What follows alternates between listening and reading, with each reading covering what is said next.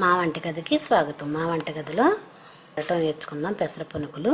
దానికి కావలసిన పదార్థాలు: పెసలు 1 కప్పు నానబెట్టాలి, పచ్చిమిర్చి 2, అల్లం ముక్క చిన్న ముక్క, ఉప్పు కొద్దిగా రుచికి తగినంత, ఆయిల్ వేయించడానికి సరిపడా. ఇప్పుడు తయారు చేయటం చూద్దాం.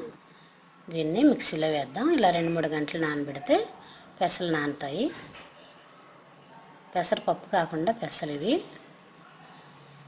ఇలా నానబెట్టిన పెసలు 1 కప్పు 3 గంటలు నానబెట్టి మిక్సీలో వేద్దాం.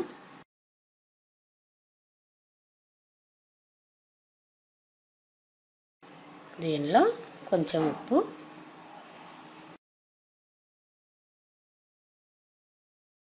ఒక చిన్న అల్లం ముక్కలు 2,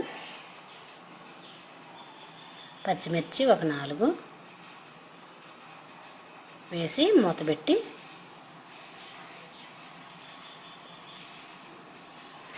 మిక్సీ వేసుకుందాం.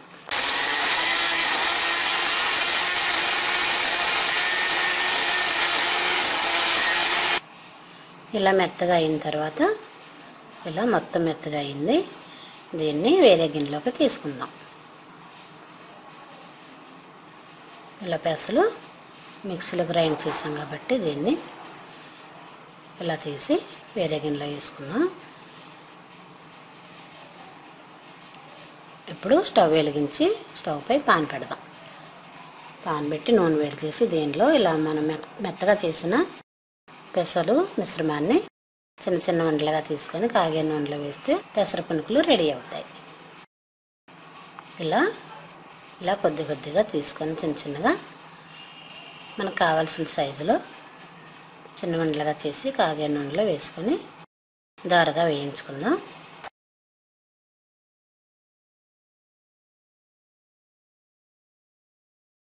వీటిని లో ఫ్లేమ్లో, అంటే మరీ సిమ్లో కాకుండా హైలో కాకుండా మధ్యస్థం మంట మీద ఉడకనిస్తే లోపల కూడా ఉడుకుతుంది. ఇలా తయారైన పెసర పునుకులు తీసి ఒక ప్లేట్లో వేసుకొని సర్వ్ చేసుకుందాం.